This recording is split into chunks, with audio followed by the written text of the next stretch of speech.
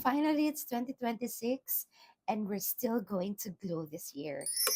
With me is Tevion Starbomb, the big one and the small one, with Champagne, Bellini. So remember, they released first this big one in I think three shades. I got the champagne, and they released this small ones in three shades, I think. So let's start with the champagne.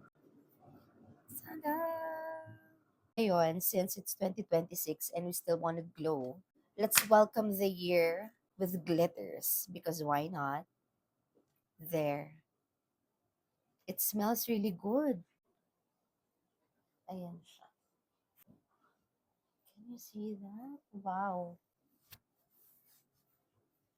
Ang bango. We have those glowing lotions, yung mga oil, may glitter, and we will put that. I don't know if you can see that. Yes, I'm going to show you Bellini. This is the pink one. Ta-da! There you go, the pink one. So, I already tried this one. And mas malalaki yung mga glitters niya. Makita nyo, may glitters na to. Bellini emphasize it more. Okay, medyo meron siyang mas malalaking particles. I'm glowing. That is Bellini. That is Champagne.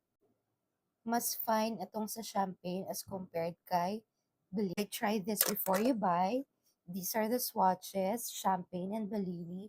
I think this is a very good combination. If you want to try this, you can go and get this one. Bye!